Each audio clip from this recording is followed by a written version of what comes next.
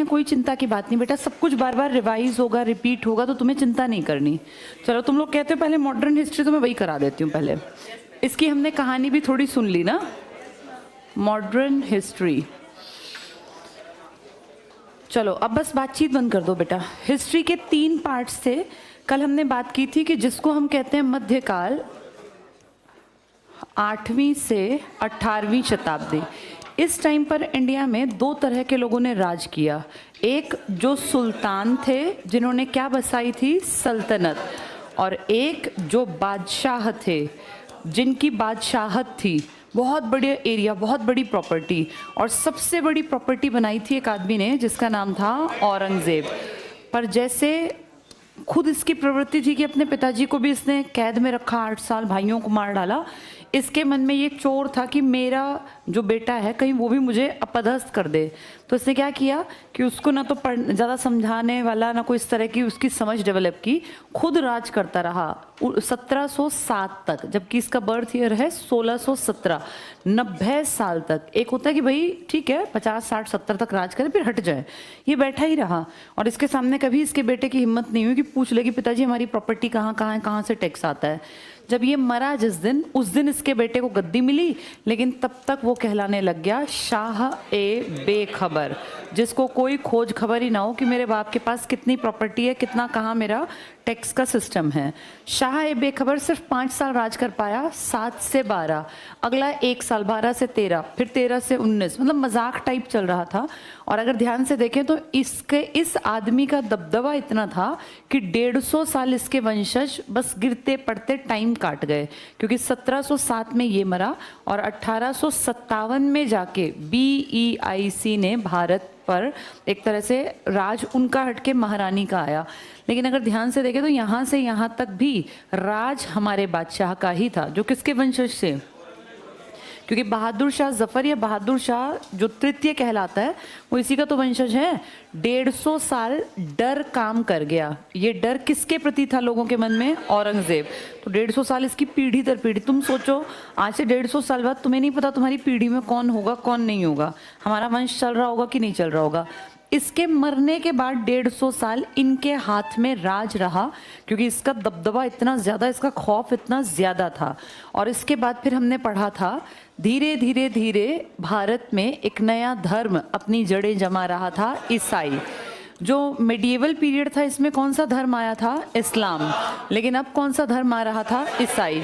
ईसाई धर्म लेकर आए थे जो हमारे देश में ये 5 ताकतवर देश आए थे, PDEDF। यहाँ से स्टार्ट होती है मॉडर्न हिस्ट्री। तो बेस पता होना ज़रूरी था, इसलिए मैंने वो सारी कहानियाँ 2 दिन तक एक तुम्हारा बैकग्राउंड तैयार किया कि कैसे मॉडर्न हिस्ट्री आई। ये PDEDF एक्चुअल में 5 देश हैं।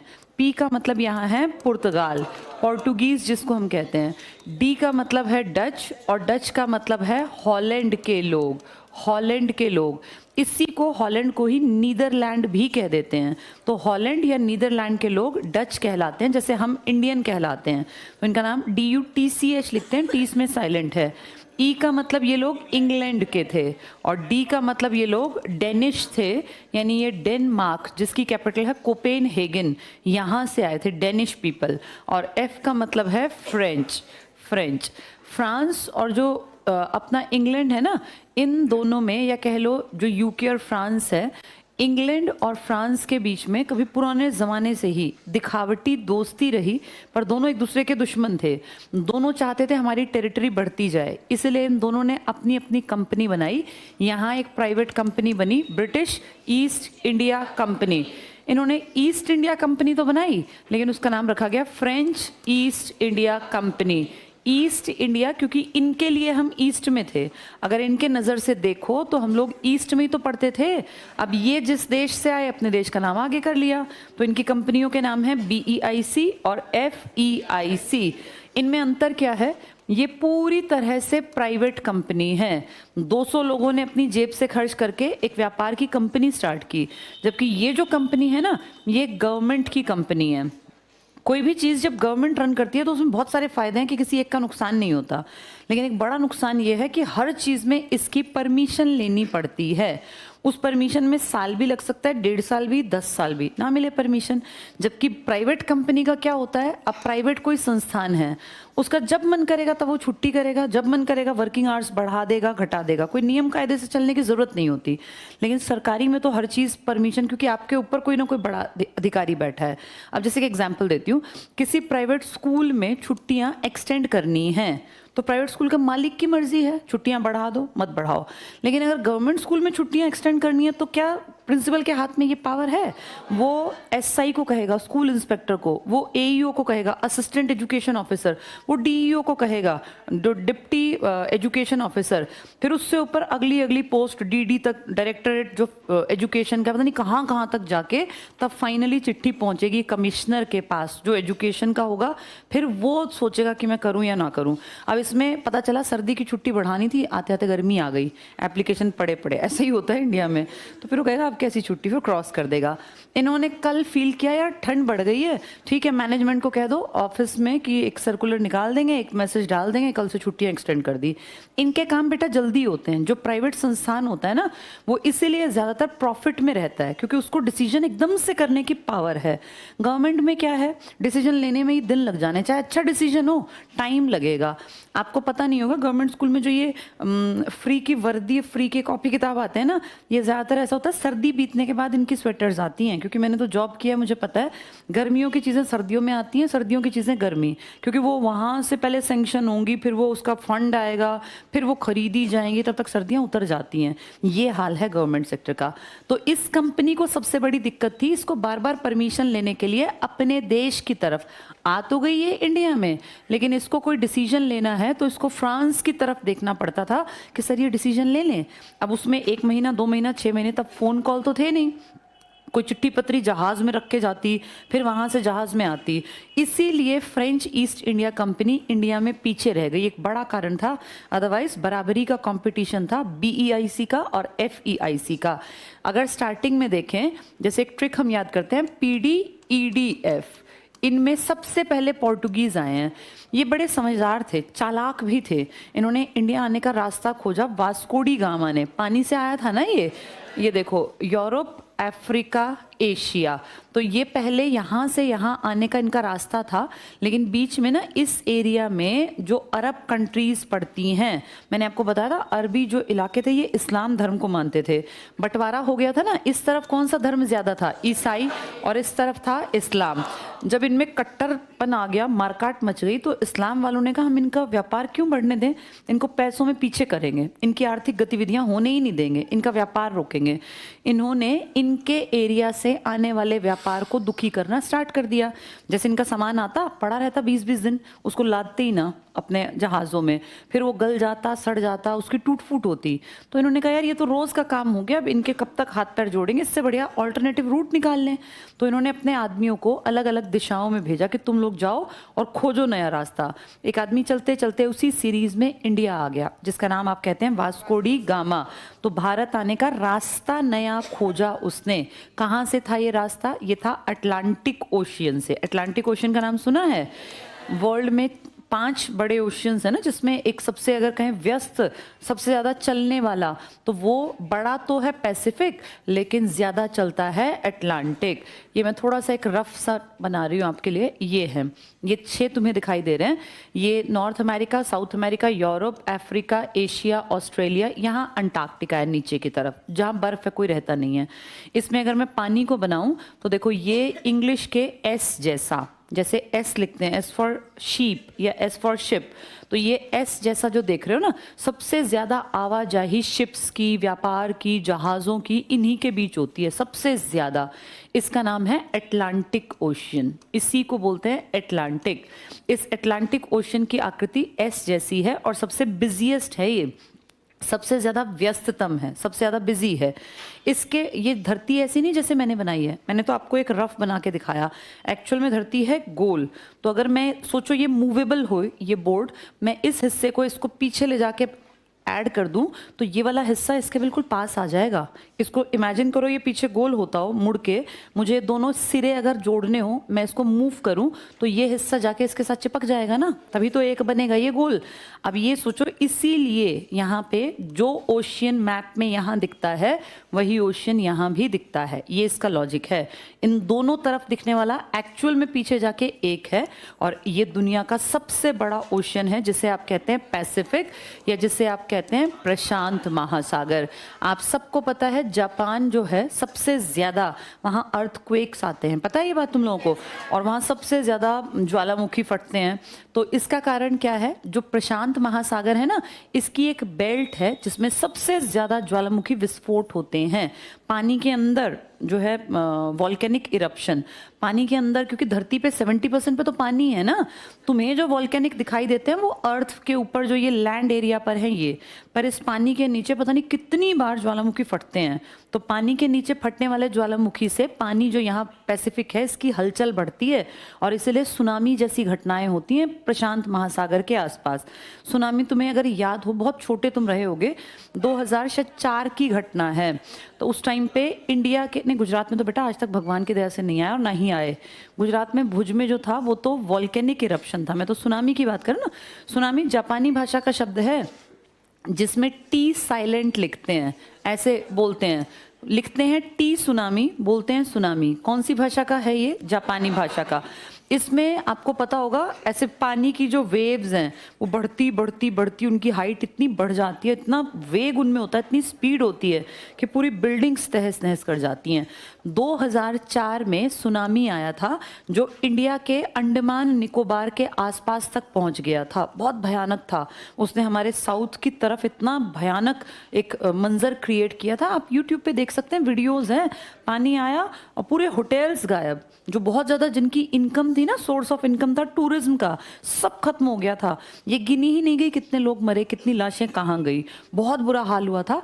हम ब्लेस्ड हैं, इंडिया में आज तक ऐसा कोई सुनामी नहीं पहुंचा, जबकि पानी हमारे आसपास चारों तीन तरफ तो पानी है ही हमारे। तो सबसे ज़्यादा जो सुनामी आता है या सबसे ज़्यादा जो ज्वालामुखी विस्फोट होते हैं, वॉल्केनिक इरप्शन होते हैं, वो इस पट्टी के आसपास। ये कौन से महासागर की पट्टी है? प्रशांत। इसके नीचे लगातार ज्वालामुखी फटते रहते हैं। तो सबसे बड़ा अगर ओशियन कहें तो पैसिफिक। दोनों हिस्सों पे क्यों दिख रहा है तुम्हें लॉजिक समझ में आया? पीछे जाके एक है, ये उससे छोटा है पर ये बिजी ज्यादा है। बिजी क्यों है? क्योंकि 4 कॉन्टिनेंट्स के बीच में है, तो इन चारों में आवाजाही जब भी होगी इस ओशियन का इस्तेमाल करेंगे। कौन से ओशियन का? अटलांटिक का। तीसरा ओशन तुम्हारे इंडिया के नीचे की तरफ पड़ता है और उसकी शेप इंग्लिश के वाई जैसी है, जैसे वाई लिखते हैं ना, इस तरीके से। इसका नाम अकेले का है जो किसी देश के नाम पर है, जिसे तुम कहते हो इंडियन ओशियन।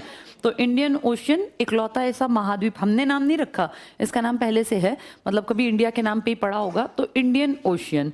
अगर कहें चौथा ओशियन तो यहाँ ऊपर की तरफ पड़ता है और लगभग बर्फ से भरा रहता है। इसमें पानी कम है और बिल्कुल पूरा कवर्ड रहता है आइस से, क्योंकि बहुत ज़्यादा ऊंचाई पर है समुद्र तल से। इसका नाम है आर्कटिक, आर्कटिक ओशियन। क्या नाम है इसका? और सबसे नीचे अगर इन सारे पानी को तुम इकट्ठा देखो तो ये कहलाता है दक्षिणी महासागर, सदर्न ओशियन।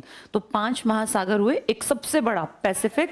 आवाजाही कम है, दोनों तरफ दिखता है, एक्चुअल में एक है, लेकिन उसमें सबसे ज़्यादा वॉल्केनिक इरप्शन होते हैं और इसीलिए उसे कहते हैं रिंग ऑफ फायर। रिंग मतलब अंगूठी, जैसे अंगूठी होती है ना गोल, ऐसे ये रिंग ऑफ फायर है। इसके आसपास बहुत ज़्यादा ज्वालामुखी विस्फोट और सुनामी आते हैं। सुनामी किस भाषा का शब्द है?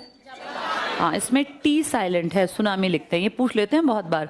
और सबसे ज्यादा बिजिएस्ट कौन सा है? इंडिया के नाम पर है इंडियन। ये छोटा सा एक है आर्कटिक, और नीचे सारों का पानी मिला लें तो ये सदर्न ओशियन या दक्षिणी महासागर। क्लियर सबको? ये हमारे 5 महासागर हुए। एक उधर भी एक ही है, ये 2, ये 3, ये 4 और ये 5। इनमें से किसमें ज्यादातर बर्फ ही जमी रहती है? आर्कटिक में। तो ये हम वापस चलते हैं। वो आदमी जो आया हमारे यहाँ, वो बीच का रास्ता जब कलेश हो गया इनका, तो उसने नया मार्ग खोजा और उसी आदमी ने यहाँ से फिर ये कवर करते हुए यहाँ अफ्रीका के नीचे से वो इंडिया आ गया। तो जब वो इंडिया आया तो उसने नया रास्ता खोज लिया। उन्होंने 100 साल तक पूरे अकेले मजे किए क्योंकि कोई और यहाँ इस तरफ आया ही नहीं। 1498 में वास्को डी गामा ने इंडिया आने का रास्ता खोजा था। और देखो कितने एक्टिव हैं, जैसे हम जैसा आदमी नॉर्मल हो तो पता नहीं कितने साल लगा दे काम में, इन्होंने सिर्फ 5 साल में 2 साल ये और अगले 3 साल अपनी कंपनी बना ली अपने देश में और कहा भैया इंडिया जाने का रास्ता पक्का हमें मिल गया, 2 बार आया था ये और अब हम लोग व्यापार कर सकते हैं। तो एक कंपनी बना ली पुर्तगालियों ने और इस कंपनी ने इंडिया से लगातार व्यापार ट्रेड शुरू कर दिया। ट्रेड किस चीज़ का था उस टाइम पर? स्पाइसेस का, क्योंकि मसालों की ही इनको ज़रूरत थी। तब सोने और ये सब हमसे लेके नहीं, हमें दे के जाते थे। हमारे यहाँ सोना दे जाते और बदले में अपनी शिप्स में हमारी काली मिर्च, लौंग, इलायची, जो हमारे यहाँ मुफ्त की फालतू के सामान थे ना, ये भर भर के ले जाते। धीरे धीरे इन्होंने पूरे साउथ के इंडिया के आसपास जो ओशियन था, अभी मैंने बताया कौन सा ओशियन, इंडियन ओशियन, इसमें ना एक तरह से अपना डोमिनेशन बना लिया कि भैया इस एरिया में हमारी चलेगी। और इसीलिए इनको कह देते हैं हिंद महासागर के स्वामी। इन्होंने अपने आप को कह दिया कि हम हैं पूरे इस एरिया के हेड और हमारे सामने कोई टिकेगा नहीं। किसी की शिप अगर पानी में उतरी इस ओशन में तो उसको हम छोड़ेंगे नहीं, इस पूरे ओशन पे हमारा कब्जा। ये तब की बात है बेटा जब आपके देश में सोचो 1526 में आपके देश में बाबर आया था, यानी बाबर से भी पहले की घटनाएं हैं ये। तब आपकी दिल्ली सल्तनत हुआ करती थी जब इन्होंने अपना साउथ की पट्टी, अब दिल्ली सल्तनत दिल्ली में व्यस्त थी। उन लोगों ने कहाँ कहाँ राज किया? लाहौर में, दिल्ली में और आगरा में। सिकंदर लोदी ने आगरा बसाया था ना। इसके बाद ये फतेहपुर सीकरी तो आगे जाके बसेगा। तो सोचो वो लोग तो सिर्फ ऊपर लाहौर में, दिल्ली में और आगरा में बैठे हैं, जिसको आप कहते हैं दिल्ली डायनेस्टी या दिल्ली सल्तनत। साउथ में क्या है उनकी ज़्यादा नज़र है ही नहीं। तो यहाँ आके स्वामी बन के कौन बैठ गए? हाँ, तो पूछेंगे हिंद महासागर का स्वामी कौन था? तो हाँ, इसे कहते हैं ब्लू वाटर पॉलिसी। ये पेपर में आ जाती है ब्लू वाटर पॉलिसी। इसी को हिंदी में एक और कहते हैं शांत जल की नीति, कि इन्होंने बड़ी शांति से अपने पैर पसारे थे व्यापार के क्षेत्र में। तो ऐसा एक टाइम आया, इनको बैठे बैठे ये तो धीरे धीरे करके क्या करते गए, पहले आए थे कालीकट पर, केरला के एक एरिया पर। फिर इन्होंने आसपास ना एक राजा था छोटा मोटा सा, उससे इन्होंने ज़मीन पट्टे पे ली और इन्होंने यहाँ का एरिया जिसको आज तुम गोवा कहते हो ये किराए पे ले लिया। उस टाइम तक गोवा इतना एडवांस्ड नहीं था, खाली पड़ा था, कुछ ज़्यादा यहाँ बढ़िया मिट्टी तो थी नहीं। फिर आगे बढ़ते बढ़ते दादर, नागर हवेली, दमन दीव, इस पूरी बेल्ट पे ये आ गए। एक ऐसा टाइम भी आया जब देश का सबसे ताकतवर राजा अकबर बादशाह व्यापार करता तो इसकी शिप्स पर भी पहले इनका कागज चिपकाया जाता था। एक कागज, एक जैसे जैसे कहते हैं ना परमिट, हमें नहीं मिलता भाई, परमिट होता है जो ये टेम्पो वगैरह चलते हैं, नेशनल परमिट नहीं रखते कि भाई हम यहाँ से यहाँ ट्रेवल करें, तो इनको भी परमिट लेना पड़ता था। उस पर एक कागज चिपकता था जहाज पे कि ये बादशाह अकबर का जहाज है, पर इसके ऊपर भी परमिशन का कागज चिपकाया। वो परमिशन किससे लेनी पड़ती थी? हाँ, एक खास बात यह है कि चाहे अकबर जैसों ने कितना ही बड़ा राज किया, पानी पे इनकी कमांड नहीं थी, इनके पास नेवी बहुत अच्छी नहीं थी, तो इसका फायदा पोर्टुगीज ने उठाया, बढ़िया काम किया। जब ये सब बहुत बढ़िया कमा रहे थे, 100-150 साल बाद बाकी लोग भी कंपटीशन में आए, लेकिन तब तक ये पक गए थे, इनका एक्सपीरियंस बहुत बढ़िया हो गया था। डच जब इंडिया की तरफ आए तो काफ़ी लेट थे ये लोग, उतनी जल्दी ये लोग नहीं आए थे। इंग्लैंड वाले तो और लेट थे, जैसे ये लोग आए थे 1602 में, फिर ये लोग आए थे 1600 में, ये जो डेनमार्क वाले हैं 1616 में और ये 1664 में। तो इसका मतलब अगर देखें यहाँ, मान लो हम 1500 से स्टार्ट करें तो 100 साल तो लगभग इन्होंने अकेलों ने राज कर लिया उन सब के मुकाबले। अगर फ्रांस से इसको कंपेयर करें तो 150 से भी ज़्यादा साल का अनुभव इनके पास था। जब फ्रेंच पहली बार इंडिया आए तो सबसे पुराने और बहुत ज़्यादा समझदार कौन माने गए? पुर्तगालियों ने आपके साथ 100 साल तक तो पहले व्यापार कर लिया। जब कंपटीशन में डच आए तो पोर्टुगीज की एक पट्टी हो गई थी। इस तरफ किन लोगों का अधिकार था? पुर्तगालियों का। तो जब डच आए, इनको लगा यार जहाँ आदमी ऑलरेडी बैठा है यहाँ अगर मैं आऊँगा तो ये पंगेबाजी होगी, मैं दूसरी तरफ अपना हिस्सा ले लेता हूँ। उसने अपनी व्यापारिक कोठी यहाँ बनाई, जिसको मैंने कल भी बताया था, मछली पत्तनम या मसूलीपट्टनम, इसी को कहते हैं। ये पहली व्यापारिक कोठी थी डच की। डच बहुत ज़्यादा नहीं छाएंगे। डच के देखो पैरेलल में ही इंडिया में इंग्लैंड वाले भी आ गए, पर डच पहले आए, इंग्लैंड वाले बाद में आए। बनी पहले थी कंपनी, मैंने कल भी आपको बताया था, इनका पहला आदमी 1608 में आया। इनके कान में वहाँ खबर गई, भाई तुमने कंपनी बना ली, लेकिन जाओगे कैसे, वहाँ तो अकबर बैठा है। पर जब तक इनका आदमी आया तब तक तो अकबर मर गया था, और यहाँ कौन था? फिर मैंने आपको बताया था जहांगीर को इन्होंने शराब और इस तरह के कई गिफ्ट्स दिए, तो उसने कहा मुझे दिक्कत नहीं है, पर तुम्हें व्यापार करना है तो किससे पंगेबाजी लेनी पड़ेगी। इन्होंने फिर एक युद्ध लड़ा था जिसका नाम मैंने आपको बताया था स्वाली का युद्ध। ये गांव था। इस युद्ध में कौन विजयी हुआ? इंग्लैंड। और इस तरह से क्लियर हुआ कि इंडिया में पुर्तगाली, जिनका कि बहुत बड़ा नाम था, उनके ऊपर भी हावी हो गए इंग्लैंड वाले। अच्छा, पुर्तगाली बड़े चालाक थे। इन्होंने देखा भाई 150-200, क्या बेटा, 1612 में पुर्तगालियों ने जब देखा ना कि भैया अब हमारे हाथ से बागडोर जाएगी, मैंने आपको पहले ही बताया कि ये एक ना नियम है इस प्रकृति का, नेचर का। कोई भी चीज़ पहले ग्रोथ करती है, फिर 100% वो नीचे की तरफ आएगी, फिर ग्रोथ करेगी। फिर ये इकोनॉमिक्स का भी नियम है, कोई चीज़ हमेशा ऐसा नहीं होता कि ग्रोथ करती जाए। पोर्टुगीज टाइमली समझ गए कि हमारा वो ग्रोथ का टाइम गया, अब हमारे कंपटीशन में उतर आए और हमें हरा दिया। किन लोगों ने? तो पोर्टुगीज बड़े चालाक थे। इनको लगा इंग्लैंड से तो चलो हम हार गए, लेकिन इन डच वालों को भी हम जो है ना परेशान करेंगे। इनका पोर्टुगीज जो लोग थे ना, इनकी इस बेल्ट पे अच्छी पकड़ थी, जो मैंने आपको पहले ही बता दिया, गोवा पे, बम्बई, दादर नागर हवेली, दमन दीव पर।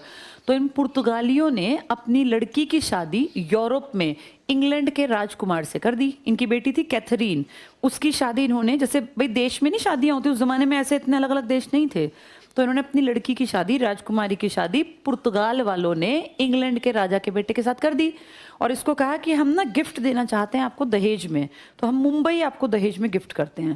देखो शादी हो रही है यूरोप में और दहेज दिया जा रहा है हमारा घर, भाई जिसका कि हमें लेना ना देना, कौन कैथरीन, कौन तुम राजकुमारी, कौन राजकुमार, लेकिन वहाँ कागजों में कह रहे हैं कि हमने तुम्हें गिफ्ट कर दिया मुंबई।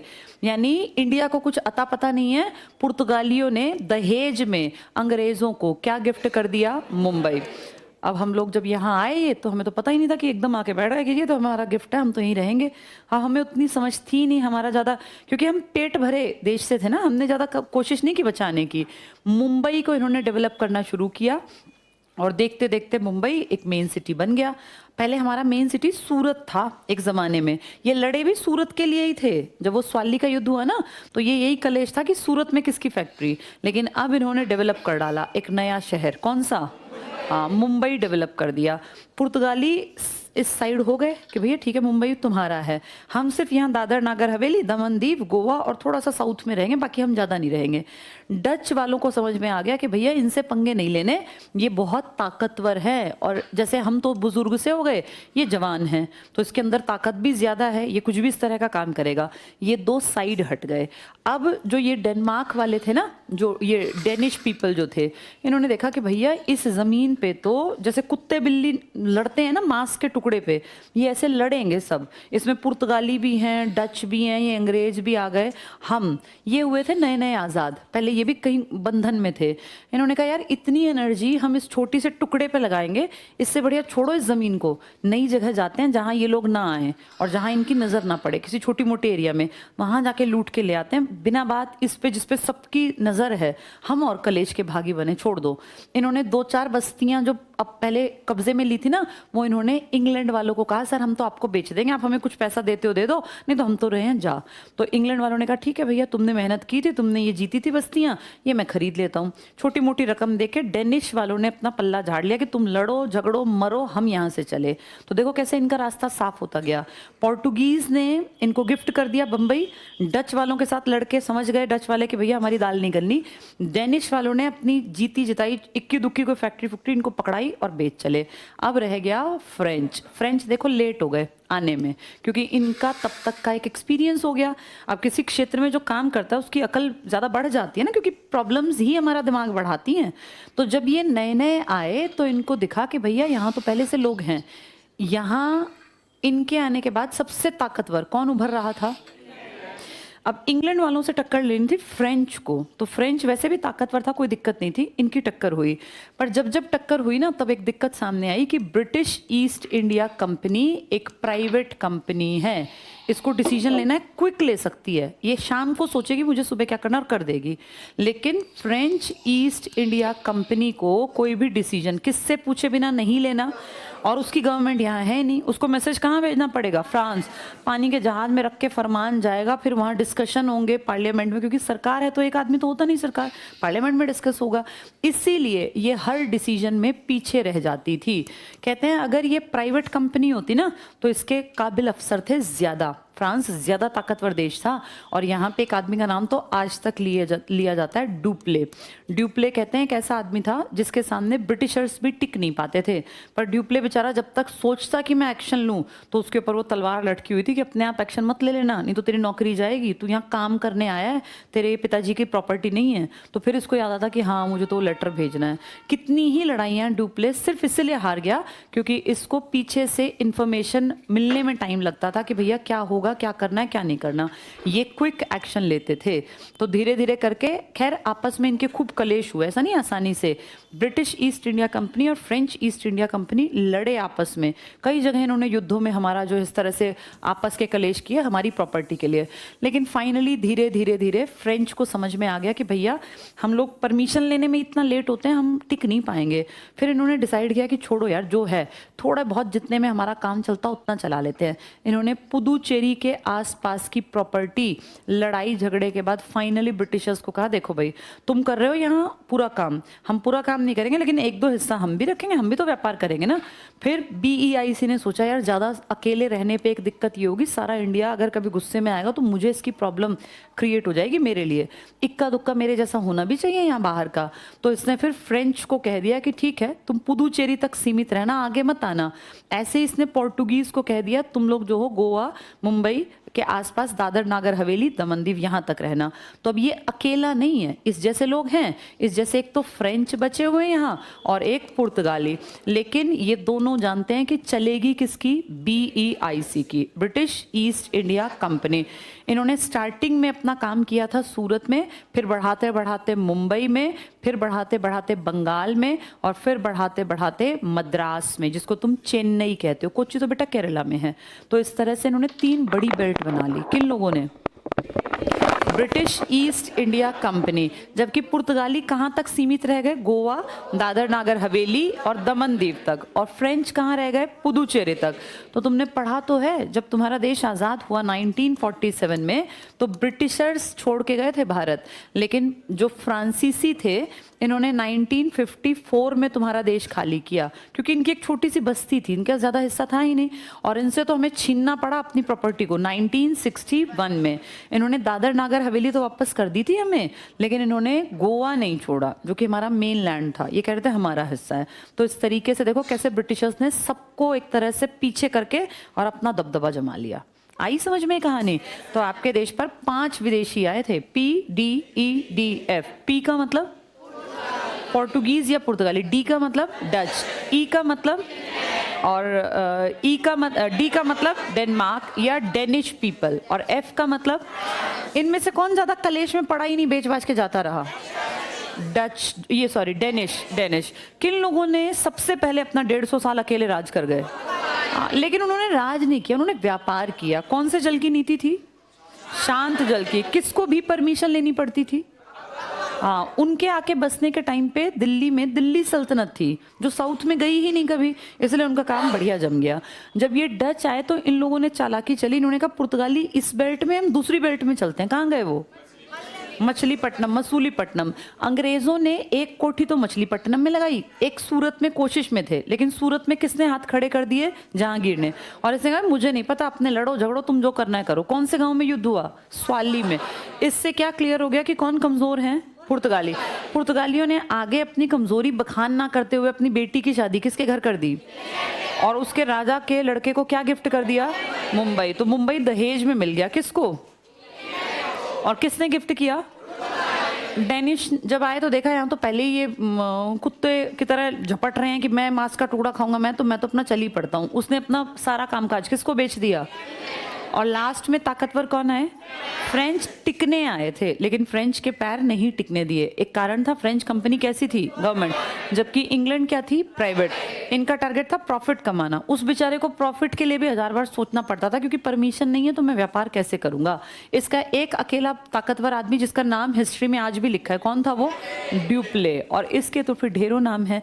इस तरह करके धीरे धीरे करके इंडिया पे किसका राज चल पड़ा? ब्रिटिश ईस्ट इंडिया कंपनी का।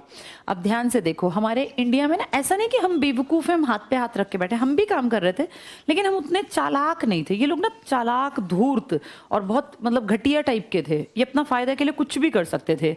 हम भी व्यापार करते थे। हमारे शहर हुआ करते थे सूरत, हमारा एक शहर था मछलीपत्तनम, और एक हमारा शहर था, ये अभी दिमाग से निकल गया, एक छोटा सा नाम था, कलकत्ता तो बहुत बाद में बना, उससे पहले एक और शहर था, चलो याद आएगा तो बताऊंगी। इन्होंने सूरत की इंपॉर्टेंस घटा दी अंग्रेजों ने, जो हमारा मेन शहर था, और इसकी टक्कर में दूसरा बड़ा शहर क्या बसा लिया? मुंबई, क्योंकि दहेज में मिल गया फ्री, उसको डेवलप कर लिया। मछलीपट्टनम की जगह इन्होंने बसा लिया चेन्नई। चेन्नई तो नाम हमने दिया, उस टाइम पे इसका नाम था मद्रास, और अभी नहीं याद आया, यहाँ पे इन्होंने बना लिया था कलकत्ता। कलकत्ता, ठीक है। तो ये हमारे शहर हुआ करते थे। हमारा ढाका था, जो आज बांग्लादेश की राजधानी है ना, वो पुराने समय में एक इम्पॉर्टेंट शहर था ढाका। ढाका का मखमल बड़ा फेमस था। तो ये हमारे लोकल शहर थे, जहाँ खूब व्यापार करते थे हम, बहुत चीज़ें आती थी, बड़े मार्केट थे। इनको लगा कैसे इंडिया की चीज़ों को पीछे करना है, तो इन लोगों ने की टक्कर में उसके पास मुंबई डेवलप किया, मछलीपत्तनम की टक्कर में मद्रास, और ढाका की जगह कलकत्ता को मेन एरिया बना लिया। ध्यान से देखो, ये तीनों पानी से लगते एरिया हैं। पानी का जहाज आएगा तो सामान आसानी से उतरेगा और अंदर तक व्यापार करना आसान होगा। हमारे तीनों शहरों की इंपॉर्टेंस खत्म कर दी और अपने 3 शहर इन लोगों ने बना लिए। आज तक तुम्हारे देश में 4 मेट्रोपॉलिटन जब गिने जाते हैं ना, तो दिल्ली, मुंबई, कलकत्ता और चेन्नई या मद्रास की गिनती करते हैं। तो ये उनके टाइम में प्रोग्रेस हुई थी बेटा इन एरियाज में। इन्होंने सबसे पहले जब 1739 में हमारे देश की पोल पट्टी खुली, जब ईरान से आया ना शाह, कौन सा शाह? नादिर शाह। ईरान से अटैकर आया नादिर शाह, और इसने दिल्ली को लूटा और कई दिन तक रहा, जबकि दिल्ली में सोचो औरंगजेब का वंशज है और वो भाग खड़ा हुआ कि भैया जो लूटेगा लूट जाएगा, मुझे कोई दिक्कत नहीं। उसका नाम है मोहम्मद शाह रंगीला। वो इतना नालायक था कि उसने अपने, ये सच बात है, उसने अपनी प्रॉपर्टी नहीं बचाई। भैया क्या होते थे जो लोग राजा थे कि लड़ते मर जाएंगे, अपनी प्रॉपर्टी में जीते जी किसी को एंट्री नहीं देंगे। लेकिन ये इतना नालायक था मोहम्मद शाह रंगीला कि इसके टाइम पर ही अटैक हुआ और ये अपनी प्रॉपर्टी छोड़ के भाग गया कि मेरा बचना जरूरी है, प्रॉपर्टी जाए भाड़ में। मतलब जो बाप दादा की इतनी बड़ी संपत्ति खाली कर गया। नादिर शाह ने दिल्ली को लूटा, और दिल्ली अकेली को नहीं लूटा, दिल्ली में उस टाइम पे सबसे बड़ा किला हुआ करता था लाल किला। मैंने आपको पित्रादुरा शैली बताई होगी, कैसे वो बिल्डिंग बना के उसके अंदर वो ना, इस अपने साथ सारे बड़े बड़े कारीगरों को लाया। लाल किले में पित्रादुरा शैली थी। कभी घूमने जाओगे ना लाल किला, तो लाल किला ना बेसिकली एक चीज़ नहीं होती थी, किले के अंदर ढेर सारी बिल्डिंग्स होती थी। तो उसमें कोई शाही खास बिल्डिंग जो होती थी, अब आप दिल्ली जाओ तो आपको दिखाई देगा, वहाँ पे एक जगह है जिसे कहते हैं दीवान ए खास, उसमें खास आदमी बैठते थे। आज भी आप देखेंगे ना, उसमें कोट कर रखे है, लेकिन वो गोल्डन पेपर है, उस जमाने में वो रियल गोल्ड था। तो आप देखेंगे व्हाइट कलर का संगमरमर है, उस पर बहुत सुंदर सुंदर रंग बिरंगे से, अब तो वो लूट के ले गया, लेकिन उसका रेप्लिका टाइप में ना कुछ कुछ जैसे इस तरह का चिपका दिया जो देखने में वैसा ही लगता है। तो वो अपने इन लोगों को लाया और लाल किले की दीवारों में जो जड़ाऊ काम था ना, इनको उतार उतार के वो छेनी हथौड़े से और भर भर के अपनी बोरियां ले गया। कितने दिन तक सोचो इसके आदमी काम करते रहे। तब रंगीला को ये शर्म नहीं आई कि भाई मेरे बाप दादा की प्रॉपर्टी लूट रहे हैं, तो मैं कम से कम मरूंगा तो मर जाऊंगा, कम से कम बेइज्जती तो ना हो। आज सोचो हम इसको कैसे पढ़ रहे हैं कि ये बेशर्म था, ये निर्लज्ज था, इसको शर्म नहीं थी। हिस्ट्री में ऐसे नाम लिखा ना इसने अपना।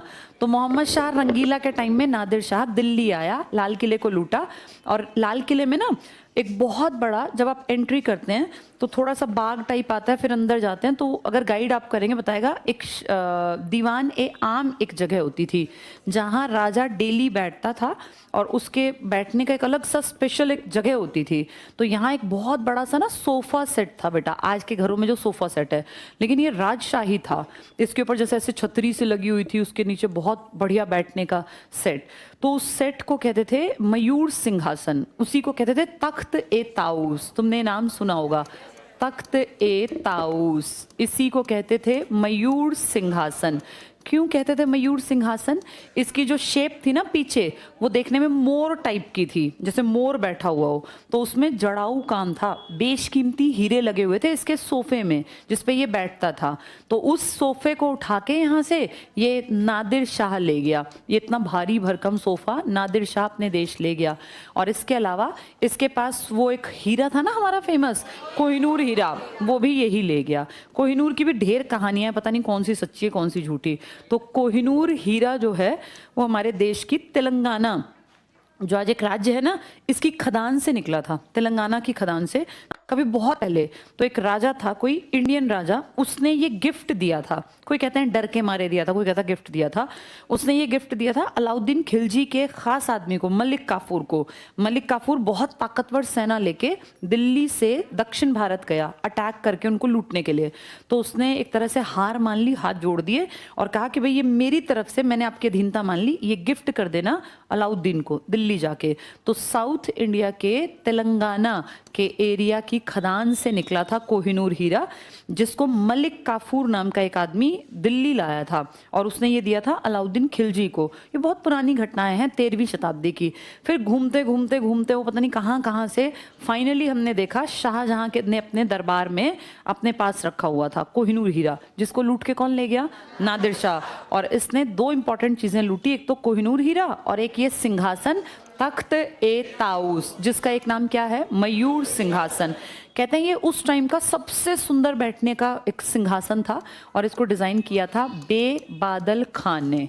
बेबादल खान इस आदमी का नाम था जिसने इसको डिजाइन किया था। तो यहाँ से ये सब लूट के गया तो अंग्रेज देख रहे थे, अंग्रेज लेकिन चुपचाप बैठे थे क्योंकि उनको इंडिया अपना नहीं लगता था। उन्होंने जब ये सब देखा तो उनको एक बात समझ में आई कि अगर शाहजहां के बनाए इस तख्ते ताऊस को और कोहिनूर हीरे को ये औरंगजेब के वंशज नहीं बचा पाए तो फिर तो कोई भी आए लूटे। 1739 के बाद इनकी हिम्मत बढ़ी और 1757 में BEIC ने एक खुली चुनौती दे दी बंगाल की तरफ के राजा को। बंगाल का नवाब हुआ करता था।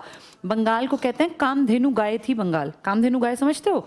कई लोग ना देखना ये जो होते हैं ज्वेलरी वाले, जो ज्वेलरी शॉप्स होती हैं, इन पे ना चांदी की गाय सी रखी होती है, कभी तुमने ध्यान दिया हो तो। एक तो वो होती है जो दान वाली है, वो नहीं, चांदी की गाय। कई लोग एक दूसरे को चांदी की गाय भी गिफ्ट करते हैं, भैया जिनके पास पैसा है, या सोने की को करता हो तो मुझे नहीं पता। तो चांदी की गाय जो बनती है वो कामधेनु गाय की पिक्चर होती है।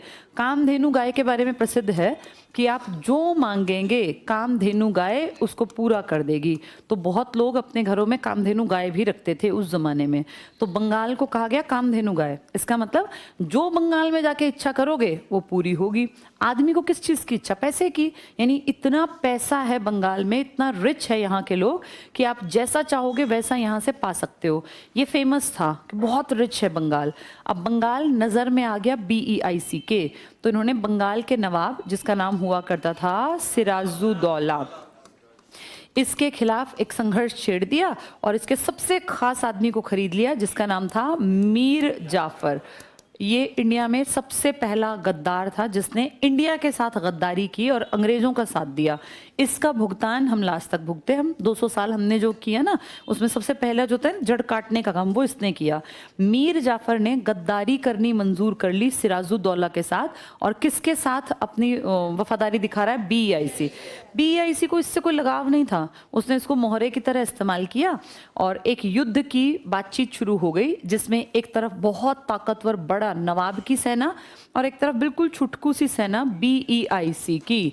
नवाब की सेना में बहुत ज्यादा आदमी थे, बहुत ज्यादा हाथी और सब कुछ। हम तो जैसे हम इंडिया में देखें तो हम बहुत समृद्ध और अमीर टाइप के राजा थे हमारे। BEIC का मजाक टाइप की सेना थी। कोई तो कहता है कि 3,000 थे, कोई कहता है 300 ही थे बस, उसके 50,000। 300 आदमी किसी भी तरह से, या 3,000 भी आदमी 50,000 के सामने कैसे टिकेंगे? इम्पॉसिबल है ना। अगर थप्पड़ थप्पड़ थप्पड़ भी मारें तब भी नंबर नहीं आएगा, सबका नंबर नहीं आएगा। तो 300 आदमी कैसे लड़ सकते हैं? तो इसीलिए ये दिखता था कि ये तो हारेगा। नवाब पूरा कॉन्फिडेंट था कि भाई ये मच्छर टाइप के लोग आ गए हैं और हम तो वैसे इतने बड़े नवाब हैं। लेकिन बेटा जब इसने, नवाब ने अपनी फौज को आदेश दिया ना कि आक्रमण, तो कोई भी नहीं हिला। वो 50,000 में से एक सिंगल आदमी नहीं हिला। इसको लगा इनको शायद सुना ही नहीं आया। इसने पीछे मुंह करके फिर कहा आक्रमण, कोई भी नहीं हिला। फिर इसकी समझ में आ गया कि मेरी सेना बिक गई। एक्चुअल में इस सेना को, क्योंकि लीड जो कर रहा था वो कौन था? मीर जाफर। और उसने पहले ही कहा था जब तक मैं ऑर्डर नहीं दूंगा, राजा कुछ भी कहता रहे, तुम्हें नहीं काम करना। सारी सेना सेनापति के अंडर ही तो काम करती है ना। तो मीर जाफर के बिना इशारे के कोई हिला ही नहीं। इस बात को नवाब ने फील कर लिया कि गद्दारी कर गया मीर जाफर। खैर क्या बिगड़ना, 300 आदमी क्या बिगाड़ेंगे। और ऐसे कुछ खास आदमी बेटा हर राजा रखता था, बहुत क्लोज वाले। तो राजा की ये हरकत देख के पीछे की, जो इसके बहुत खास से आदमी थे, उन्होंने इसको घेर लिया और कहा तुरंत निकलते हैं सर यहाँ से। इसको लेके वहां पहुंचे। इसको ये बात विश्वास नहीं हुआ कि मतलब इस तरह से कोई गद्दारी कर सकता है। विदेशियों के साथ जाके मिल गया। कोई पड़ोसी राजा के साथ मिले समझ में आता है, विदेशियों के साथ जब ये घर गया ना, तो मीर जाफर पहले से इस चीज़ के लिए तैयार था कि शायद राजा भागेगा। हर आदमी अपनी जान बचाता है। तो उसने अपने बेटे को पहले से कह रखा था कि जब ये आएगा तो ये ऑब्वियस सी बात है कि भैया घर ही जाएगा महल में। यहाँ का जहाँ दरवाज़ा खुलता है, दरवाजे के पीछे से इसका बेटा पहले से तैनात था तलवार लेके, क्योंकि या तो वहाँ मारा जाएगा, नहीं तो घर आएगा, घर तू मार देना। अब जब उसने एंट्री की, उसको आइडिया भी नहीं था कि भाई मतलब घर में भी कोई इस तरह का चोर बैठा होगा। वो जैसे दरवाजे से आगे गया, मीर जाफर के बेटे ने एकदम से उसका सर कलम कर दिया। सिराजुद्दौला, बस कहते हैं प्लासी की लड़ाई, एक्चुअल में कोई लड़ाई हुई नहीं थी। इस तरह से आपके देश का पहला गद्दार आदमी अपनी गद्दारी के चलते इंडिया का सबसे बड़ा नुकसान करवा देगा। मीर जाफर का सपना क्या था कि नवाब मर जाए, ये BEIC जीत जाए, तो BEIC मुझे क्या बना देगी? नवाब। लेकिन ये भूल गया कि BEIC को नवाब से कोई फर्क नहीं पड़ता, उसको पैसे से मतलब है। BEIC ने इसको बना दिया नवाब और फिर कहा कठपुतली की तरह काम करना पड़ेगा, जो हम कहेंगे वो देना पड़ेगा। रोज इसके पास जाके बड़ा अफसर बैठता इसकी राजधानी में, इसके राजभवन में, और कहता भाई जो 10 लाख ले आ। तो इसने लाखों करोड़ों रुपए उस जमाने में ऐसे ही गवा दिए। फिर जब इसने मना करना शुरू किया कि नहीं मैं कब तक दूंगा यार, तुम ऐसे रोज आ जाते हो, तो फिर उन्होंने कहा कि तू है थोड़ी ना नवाब बनने लायक, तू तो कठपुतली है, हट जा यहाँ से। और दूसरा आदमी मीर कासिम, मीर कासिम थोड़ा सा समझदार था। जैसे मीर जाफर बेवकूफ़ था, गद्दारी कर गया अपने लोगों से। मीर कासिम को लगा कि इनसे सीधे तो पंगे मोल लेना बेवकूफ़ी है। मैं कहूँगा नहीं देता मैं, अगर कि भैया तुम्हें ये पैसा तो मार देंगे या हटा देंगे।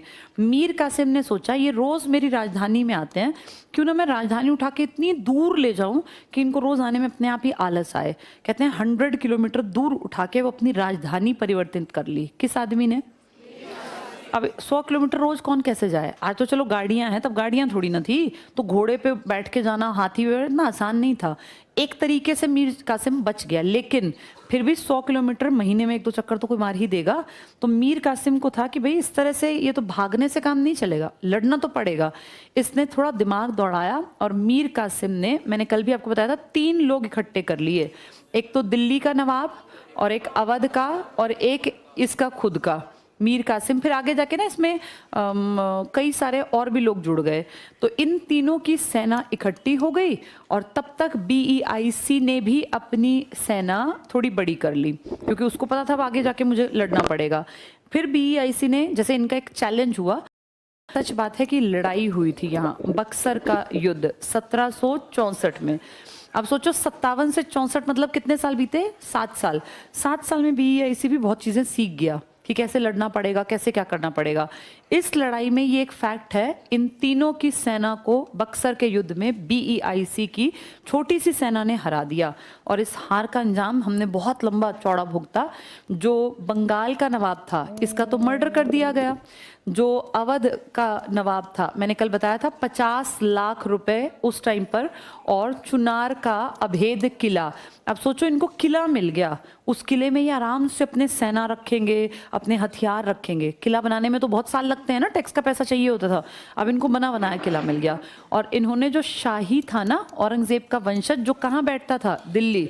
इसको कहा आपको कुछ नहीं कह रहे हैं, आप दिल्ली में रहिए, लेकिन बंगाल, बिहार, उड़ीसा का सारा टैक्स अब के बाद हमारे हाथ में आएगा। सबसे ज्यादा टैक्स आता ही कहाँ से था? बंगाल, बिहार और उड़ीसा, इन तीनों की दीवानी मिल गई इनको। दीवानी का मतलब टैक्स कलेक्शन का अधिकार। और इस तरीके से बीईआईसी ने अपने पैसे परमानेंट आने का जुगाड़ कर लिया कि मेरा परमानेंट पैसा आता रहेगा। किस बेल्ट से? बंगाल, बिहार, उड़ीसा। सोचो हर 5वें 6ठे महीने में फसल तैयार हो जाती है। अब दिसंबर में जो फसल लगी है गेहूं, अब वो मार्च अप्रैल में कटेगी, टैक्स आ गया। फिर जो भी फसल 2-3 महीने की, उसका टैक्स आ गया।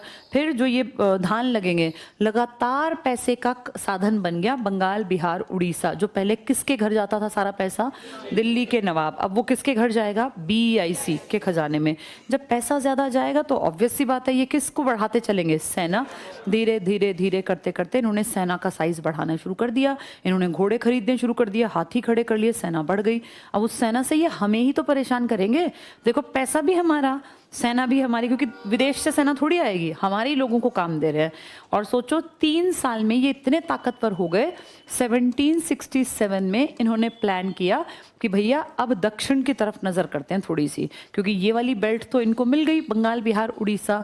तो इनकी सबसे पहली नजर गई कि साउथ में कौन ताकतवर है। तो यहाँ एक एरिया हुआ करता था जिसका नाम आज मैसूर है। उस टाइम पे भी ये था। मैसूर में एक छोटा सा, एक बिल्कुल यंग सी एज का लड़का पहले सेना में भर्ती हुआ, जिसका नाम था हैदर अली। बहुत काबिल था, अनपढ़ था, पढ़ा लिखा नहीं था, लेकिन काबिल था। अपनी काबिलियत के दम पे ये छोटा सा सैनिक सेनापति बन गया। जैसे जिसमें कैलिबर होता है ना, वो निकल आता है बाहर। सेनापति से फिर ये इस एरिया का हेड बन गया। और इसने फिर एक शहर भी बसा दिया यहाँ, जिसका नाम आज भी लिया जाता है डिंडीगुल। ये डिंडीगुल शहर किसने बसाया था? फिर इसने प्रॉपर्टी बढ़ानी शुरू की। इसने शस्त्रागार बना लिया यहाँ, ये आर्म्स जो हथियार हैं ये बनाने लग गया। और धीरे धीरे धीरे करके इसने बढ़िया अपनी फौज इकट्ठी कर ली। इस एरिया पे इसका कब्जा हो गया। लेकिन ये कोई पुश्तैनी राजा नहीं है, ये किसी राजा का बेटा नहीं है, ना इसके बाप दादा की कोई पुश्तैनी ऐसी जमीन जायदाद। ये तो काबिलियत से आगे बढ़ा है। तो बीईआईसी ने अगली जो नजर डाली कि भैया किस पे अटैक करना है, तो बीईआईसी को लगा अब अगला टारगेट रखते हैं इसको हराना, क्योंकि इसकी बैक कोई ऐसे राजा महाराजाओं वाली नहीं थी, ना इसके कोई संगी साथी ज्यादा। तो बीईआईसी ने 1767 में अपनी फौज इकट्ठी करके और पड़ोस के 2 राजाओं को, इनके ऊपर ना एक बहुत ताकतवर लोग थे जो पुश्तैनी अमीर और राजा थे, जिनको बोलते हैं मराठे।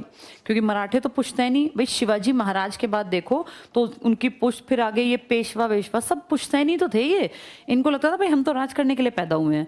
इनके आसपास दूसरी प्रॉपर्टी पे अगर नजर डालें, मान लो ये वाली प्रॉपर्टी, तो यहाँ भी जिसको आज तुम कहते हो ना ये हैदराबाद और आंध्र प्रदेश, ये भी पूरे यहाँ पे राजा हुआ करते थे। और इनकी कम्युनिटी को कहते थे निज़ाम। इन राजाओं के नाम के आगे निज़ाम लिखा जाता था। तो निज़ाम उल मुल्क नाम के आदमी ने ये शहर बसाया था पुराने टाइम में, एक साउथ की तरफ। अब ये निज़ाम और ये मराठे और ये कौन था ये आदमी यहाँ पे? हैदर अली। ये तीनों इंडियन हैं। इनमें से ये हिंदू हैं, ये मुस्लिम हैं, ये भी मुस्लिम है, लेकिन इनके मन में नहीं है ये हिंदू मुस्लिम, ये सब इंडियन है। प्रॉब्लम ये है कि ये ना एक दूसरे से कटे कटे से रहते हैं, इनमें यूनिटी नहीं है। और ये बात बीईआईसी जानती है। तो बीईआईसी देखना कैसे चाल चलेगी, टारगेट रखेगी पहले इसको ठीक करना, क्योंकि उसको लगेगा कि ये कोई पुश्तैनी राजा थोड़ी ना है, इनके खिलाफ मैं इन दोनों को भड़का देते हूँ। तो बीईआईसी आके इसको और इसको दोनों को कहेगी कि भाई तुम टाइम पे मेरी मदद कर देना, मैं अटैक करूंगा मैसूर के ऊपर और तुम दोनों भी अटैक करने आ जाना। और इस तरीके से हम मैसूर को जो है खत्म कर देंगे, मैं दोनों में आधा आधा बांट दूंगा। चालाक थे ही बीईआईसी वाले। इसकी चालाकी में ये दोनों फंस गए शुरू में, निज़ाम भी और मराठे भी। लेकिन जितने ये चालाक थे ना, उनसे थोड़ा सा और चालाक हैदर अली था। अनपढ़ था, पर सोचो जिस आदमी ने बहुत गरीबी झेली हो, बिल्कुल नीचे से निकल के जो ऊपर तक पहुंचता है ना, वो बुद्धिमान भी बन जाता है। उसने लाइफ को बहुत टफ टाइम में देख लिया। ये जानता था कि ये गद्दार है, ये घटिया हैं। इसने अपने गुप्तचर प्रणाली बहुत सक्रिय की और इसने पता लगवाया कि भैया बीईआईसी का प्लान क्या है। तो इसको पता चला कि अगला प्लान तो मेरे ऊपर अटैक होगा। और मेरे ऊपर अटैक करने के लिए कौन कौन इन्होंने बहला लिए? पड़ोसी अकेले तो कैसे आते। इसने अपना आदमी मराठों के पास भेजा और मराठों को मैसेज दिया कि भाई देखो, तुम लड़ोगे मुझसे, ठीक है हम पड़ोसी हैं, आज तुम लड़ लोगे कल मैं लड़ूंगा, लेकिन एक बात ध्यान रखना कि तुम बीईआईसी की बात मान तो गए, और इसने ये पता किया कि ये क्यों लड़ेंगे, तो इसने इनको कैश दिया था उस ज़माने में 20 लाख। इनके घर से थोड़ी ना गया था, बंगाल बिहार उड़ीसा से पैसा इकट्ठा होके आया, इन्होंने उठा के बाहर के उस पैसे को और मराठे को दे दिया, ले भाई मराठा इनको पेशवाओं को कि लो जब मैं आऊँ तो मदद कर देना। हमारे देश का पैसा हमारे से ही इकट्ठा किया गया, हमारे ही लोगों को लड़वाने के लिए इस्तेमाल कर रहे हैं। ये बात हैदर अली ने पता लगवा ली कि भैया कितने में सौदा हो गया, 20 लाख। हैदर तेज था, इसने कहा मराठों को तुम 20 लाख में बिक रहे हो ना, मैं 35 लाख रुपए तुम्हें दूंगा कैश, पर तुम्हें BEIC को ये नहीं बताना कि तुम बिक गए हो, तुम ये दिखाना कि हम तो तेरे साथ हैं, आजा और हम तेरी मदद करेंगे। और जब वो आएंगे तो BEIC को एक तरह से चीट करना है तुम्हें, उसके बदले कितने रुपए दे रहा हूँ, वो तो इसलिए दे रहे हैं कि तू लड़ने आएगा, भाई तू लड़ेगा कल को चल वे तो वापस चले जाएंगे, मैं तो तुझे बाद में मारूंगा, तो इससे बढ़िया है तू ये उसके भी 20 लाख रखे रख, ये मत कहना मैं नहीं आऊंगा, मेरे 35 पकड़ लेकिन तू आना मत। तो एक तरह से मराठों को फील हुआ कि यार हम क्यों हम लड़ने जाएं, भैया फ्री में 20 वो देगा, 35 हम आराम करें, हमें क्या जरूरत है लड़ने की। मराठे भी समझदार थे, इन्होंने डिसाइड किया कि हम किसी को कुछ नहीं कहेंगे, आएंगे तो आ जाएंगे और क्या बिगाड़ लेगा कोई, भाई विदेशी है ना वो। मराठों से फ्री हो गया हैदर अली। निज़ाम को इसने मैसेज भेजा, निज़ाम को के पास बहुत पैसा था तो निज़ाम पैसों में तो नहीं बिकेगा, इसने निज़ाम को कहा कि ठीक है आ जाना लड़ने, पर यूँ याद रखना BEIC वापस भी जाएगा, फिर तू और मैं हैं बस यहाँ, फिर मैं जो है तुम मुझे मान ले हरा भी देगा, लेकिन कोई दिन तेरा कोई दिन मेरा भी तो आएगा ना, तो फिर उसके बाद का अंजाम तू देखना। तो निज़ाम ने सोचा यार मैं क्यों बर्बादी में शामिल हूँ, भाई मैं इसके लिए इनसे लड़ूँ, ये तो लड़ लड़ा के भाग जाएगा, फाइनली रहना तो मुझे है ना, मैं क्यों पड़ोसी से पंगेबाजी लूँ। तो निज़ाम ने भी सोचा कि मैं क्यों जाऊँ, तब तक BEIC इतना स्ट्रांग भी नहीं था। निज़ाम ने भी एन मौके पे मना नहीं किया, आया ही नहीं, ये अपना चौड़ा होकर चल पड़ा कि मेरे पास तो 3-3 आदमी हैं और मैं तो भैया जीतूंगा ही जीतूंगा। जब ये यहाँ आया तो इसको धक्का लगा कि ना तो मराठे पहुंचे और ना निज़ाम। अब सोचो ये फंस गया, क्योंकि ये तो ऑलरेडी प्रिपेयर था, इसने इनकी फौज जब आई इसकी टेरिटरी में तो इनको खूब पीटा। अब ये इतने पिटे, ये फैक्ट है कि ये भागने लगे और भागते भागते इनको रास्ता नहीं दिखा तो ये यहाँ भाग गए। यहाँ एक जगह हुआ करती थी जिसको हम पहले मद्रास कहते थे। मद्रास में इन्होंने बहुत पहले एक व्यापारिक कोठी, 3 कोठी बनाई थी ना इन्होंने, बम्बई में, मद्रास में और बंगाल में, तो अपनी कोठी में घुस गए। फिर हैदर अली इनके पीछे पीछे इनकी कोठी में पहुंचा और हैदर अली ने इनको बस ये गलती कर दी, थोड़े काइंड हार्टेड थे हम, इनको जान से नहीं मारा। ये बड़े बेशर्म थे, तभी घुटनों पर बैठ जाते थे कि सर गलती हो गई, हमें माफ़ कर दो, हम कभी ऐसा नहीं करेंगे। तो हैदर अली ने इनको माफ़ कर दिया और एक कागज़ तैयार करवाया, एक तरह से था ना दोनों के बीच में एक संधि हुई, जैसे कहते हैं मद्रास की संधि। इसमें लिखवाया हैदर अली ने कि मेरा जितना नुकसान हुआ, क्योंकि मैंने 35 उनको दिए और लड़ाई झगड़े भी किए, ये सब तुम भरोगे, एक ये लिखवाया। दूसरा लिखवाया कि कल को मेरे ऊपर कोई अटैक हुआ तो तुम मेरी मदद करोगे, ऐसी ऐसी बातें लिखवा दी और इस लड़ाई के जिम्मेदार तुम हो। वो इतने बेशर्म थे, हाँ हाँ हाँ करके चले गए। फिर वहां जाके बोले नहीं देते पैसा, तो कोई क्या बिगाड़ लेगा, उनके घर जाके उनको पीटो मारो अलग बात है। तो इस तरीके से पहली लड़ाई में कौन जीत गया, हैदर अली, और ये अपनी बेइज्जती करा के वहां चले गए। लेकिन पता है ये बेइज्जती भी नहीं मानते थे, ये थोड़े से ना बेशर्मी ज्यादा थे, इनको शर्म भी नहीं आती थी कि हमारी बेइज्जती हुई है। वापस चले गए, इनके मन में ये रह गया कि यार बेइज्जती हुई है, बदला तो लेना पड़ेगा, जब ताकत होगी तब देखेंगे। ये कब की घटना है, हाँ बेटा किसका, ये आंगल मैसूर युद्ध, 4 आंगल मैसूर युद्ध, एंग्लो मैसूरू वॉर बोल देते हैं। पहले सुन लो बेटा, ये सब कहानी ना किताब में मैंने नोट्स में डाली हुई है। पहली लड़ाई हो गई, 2 साल चली है लड़ाई, ऐसा नहीं एक दिन की कहानी है, 2 साल चली। ये कब थी, ये 1767 से 69। अब इनके मन में ये टीस थी कि हम बेइज्जती हो गई हमारी, बदला लेना है, लेकिन उसमें टाइम लगेगा वापसी में। इन्होंने दूसरा युद्ध किया 1780 में, देखो 11 साल बाद फिर से आ गए ये। इस बार मराठे और निज़ाम थोड़ा सा बिक गए, जैसे होता ना भाई, हाँ ठीक है, कुछ टाइम बाद इनकी भी थोड़ी धाक सी बनने लग गई थी, पर कोई बात नहीं। हैदर अली इनसे लड़ा 80 से और ये लड़ाई चली 84 तक। इस बीच में हैदर अली बुजुर्ग हो गए, और बुजुर्ग होकर आदमी मरेगा भी एक दिन, जो आया है वो जाएगा भी ना। बीच में इनकी डेथ हो गई 1782 में। ये बात बाहर किसी को पता नहीं चली कि राजा मर गया, लड़ाई में नहीं मरा, बीमार होके उम्र के अकॉर्डिंग मर गया। अब ये मर गया तो इसी टाइम पर बीच में इसके बेटे की एंट्री होती है जिसका नाम है टीपू सुल्तान। आप सबने सुना होगा टीपू सुल्तान बहुत पढ़ा लिखा काबिल लड़का था और एक फेमस नाटक था that sword of Tipu Sultan. इसके पास एक बहुत भारी भरकम तलवार हुआ करती थी और ये थोड़ा ना शौकीन टाइप का था, पढ़ा लिखा भी था, विदेशों से इसका कॉन्टैक्ट था। ये उस जमाने में फ्रेंच जो पीपल थे ना इनके साथ कॉन्टैक्ट में था। और फ्रांस में जब ये था ना जवान तब एक क्रांति हुई थी, फ्रेंच रिवॉल्यूशन 1789 में। तब बेटा हमारे यहाँ टीपू सुल्तान ही तो था साउथ में, तो ये पूरा कांटेक्ट रखता था कहाँ क्रांति हो रही है, कैसे क्या करना है, कैसे लोगों को जागरूक करना है। तो ये लगातार विदेश जाता था, काम संभाला। पर पता है क्या होता है, जब आप काम में पहली बार एंटर करते हैं ना तो एकदम से नहीं आता आपको काम करना। लर्निंग एक प्रोसेस है जिसमें गलतियां होती हैं, धीरे धीरे आप सीखते हैं। कोई भी ऐसा इनबॉर्न नहीं है कि आप आए एकदम से नंबर वन आ गए। तो जब ये बीच में काम संभालने आया तो काम उतना अच्छा नहीं संभला और ये लड़ाई 50-50 पे खत्म हुई। ना तो ये जीते और ना वो हारे, तो बीच में एक संधि हो गई, एक समझौता हो गया और एक तरह से दोनों जो है ना बराबरी पर रह गए। जैसे इसमें तो ये लोग जीते थे लेकिन इसमें बात 50-50 पर आई। 50-50 पर आना इनका नुकसान था क्योंकि एरिया इनका था, तो एक तरह से माना गया कि कहीं ना कहीं कमजोर पड़े। अंग्रेजों के मन में था कि वापस जाएंगे। 1790 में फिर आ गए। ये लड़ाई चली 2 साल। इस लड़ाई में टीपू ने नुकसान खाया और टीपू की टेरिटरी के अंदर, इसकी राजधानी के अंदर घुस गए ये BEIC वाले। इसकी राजधानी हुआ करती थी श्रीरंगपट्टनम, श्रीरंगपट्टनम।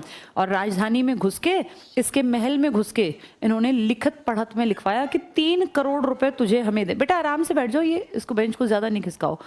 तो इसने लिखवाया अंग्रेजों ने 3 करोड़ रुपए तुझे देने हैं हमें कैश। इसके पास नहीं थे कैश, एकदम से 3 करोड़ कहाँ से आए? तो इसने कहा ठीक है बाद में दे दूंगा। बोले तेरा क्या भरोसा? इसके 2 यंग लड़कों को, एक हार्डली 8-10 साल का, एक 12-13 साल का, इसके दोनों बेटों को पकड़ के ले गए अंग्रेज कि जिस दिन पैसे जमा करा देगा ना उस दिन ये लड़के तेरे और नहीं तो ये हमारे। किसी राजा के घर के अंदर, राजधानी के अंदर से उसके बेटों को ले जाना एक बहुत बड़ी बेइज्जती मानी जाती है। ये किसकी बेइज्जती हो गई है? तो इसका मतलब एक तरह से बहुत नीचे माना गया। इसके कुछ साल बाद टीपू सुल्तान बहुत दुखी था, परेशान था, पर वो ना यंग था। यंग एज में क्या होता है, आप दोबारा से लड़ने की हिम्मत जुटा लेते हैं। तो उसने लगातार कांटेक्ट किया फ्रांस में। फ्रांस में उस टाइम पर फ्रेंच ईस्ट इंडिया कंपनी, जो कंपनी आपके यहाँ है, ये उतनी एक्टिव नहीं है, लेकिन ये लगातार फ्रांस में एक क्लब बना था गरीबों का, मजदूरों का, बहुत मतलब लोअर ग्रेड के जो लोग थे जिनको मानते थे लोग, उन लोगों ने, वो क्लब था जैकोबिन क्लब, ये उसका मेंबर बन गया। और इसने लगातार फ्रांस को कहा कि यार देखो ब्रिटेन तुम्हारा दुश्मन है, ब्रिटेन मेरा भी दुश्मन है, इसने मेरा भी जीना हराम कर दिया, तुम मेरी मदद कर दो। इसने एक लेटर लिखा। उस जमाने में लेटर मैंने बताया पानी के जहाज से जाते थे। इसका वो जो हेल्प मांगने वाला लेटर था ना 1799 में इसने वो लिखा था और वो रास्ते में अंग्रेजों ने पकड़ लिया। मस्कट नाम के शहर में वो लेटर पकड़ा गया। इन्होंने पढ़ा, इन्होंने ये, वो अंग्रेजों ने ये बात यहाँ भेजी कि तुम वहाँ बेवकूफ़ों बैठे हो, तुम्हें ये अकल भी नहीं है, ये कहाँ फ्रांस से मदद मांग रहा है और फ्रांस हमारा दुश्मन है। कल को फ्रांस अगर आ गया इसकी मदद करने तो तुम्हारे वहाँ पैर टिकेंगे नहीं। उन्होंने प्लान किया कि इस आदमी को जिंदा रखना, अब अपनी मौत को बुलावा देना है क्योंकि ये लगातार कांटेक्ट में है फ्रांस के। 1799 में जब ये लेटर पकड़ा गया अंग्रेजों ने तुरंत इसके ऊपर चढ़ाई कर दी और ये कहा कि भाई अब टारगेट संधि समझौते नहीं है, न 3 करोड़ रुपए और इसके लड़के, अब टारगेट है इसको मारना। और 1799 में चौथा आंगल मैसूर युद्ध हुआ और इसमें कोई संधि कोई समझौता नहीं हुआ, बल्कि टीपू सुल्तान को मार डाला गया क्योंकि इनका टारगेट ही ये था। तो बाप बेटे दोनों का अंत हो गया। इसके बाद फिर इनकी कम्युनिटी का कुछ नहीं चला। तो 4 लड़ाइयाँ हुई हैं साउथ की तरफ मैसूर पर, इन्हें कहते हैं आंगल मैसूर युद्ध। तो कुल कितने हुए हैं ये? 4, जिनमें पहले में कौन जीता था? हाँ, आंगल इसलिए क्योंकि अंग्रेज हैं और मैसूर क्योंकि प्रॉपर्टी मैसूर की है। लड़ाई हुई है 2 बार, पिताजी थे लेकिन दूसरी बार में पिताजी मर गए, फिर दूसरा मिड से और तीसरा संभाला। सेकंड में आंगल मैसूर युद्ध। फर्स्ट में तो अंग्रेज हारे थे ना, कौन सी संधि हुई थी? वो मद्रास की। इसके बाद जो तीसरी संधि थी, दूसरी संधि जो थी मंगलुरु की संधि थी, वो जिसको बंगलुरु कहते हैं, उसी के पास मंगलुरु, मंगलूर या मंगलौर की संधि भी कह देते हैं। तीसरे अंगल मैसूर युद्ध में इसकी राजधानी में घुस गए थे ना, ये क्या नाम था इसका, श्रीरंगपट्टनम, जिसमें बहुत नुकसान हुआ था, इसका आधा एरिया छीन लिया, इसके बेटों को पकड़ के ले गए और 3 करोड़ रुपए कैश। चौथे अंगल मैसूर युद्ध में कोई संधि नहीं हुई, यहाँ किसकी मौत टारगेट थी, है टीपू सुल्तान। तो टीपू की मौत टारगेट बना के 99 में उसको मौका ही नहीं दिया कि वो कुछ कर पाता, तुरंत मार डाला। यहाँ मौत हुई थी हैदर की, लेकिन हैदर को मारा नहीं गया था, हैदर अली नेचुरल तरीके से बीमार होकर मर गए थे 1782 में। आ गए समझ में ये। अब इनके अगर सन लिखे तो 1767 से 69 2 साल, ये 1780 से 84, ये 90 से 92 और ये 1799। अगर ध्यान से देखो 67 से 77, 87, 97 और 2 साल, इसका मतलब 32 साल तक अंग्रेज लड़ाई करते रहे थे इन बाप बेटों के साथ।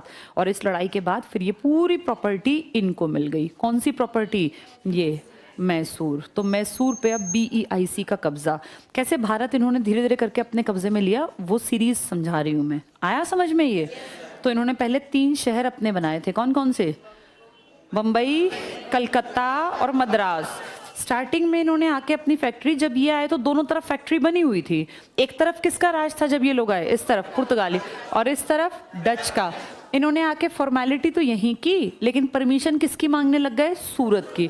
फिर अंग्रेज, इसने क्या कहा जहांगीर ने, किससे लड़ लो, पुर्तगालियों से। कौन सी लड़ाई थी वो, स्वाली गांव में, जिसमें कौन जीता, ब्रिटिशर्स जीते। ब्रिटिशर्स जीतने के बाद पुर्तगाली भी समझ गए हमारा समय गया, इन्होंने क्या गिफ्ट कर दिया इसको, मुंबई।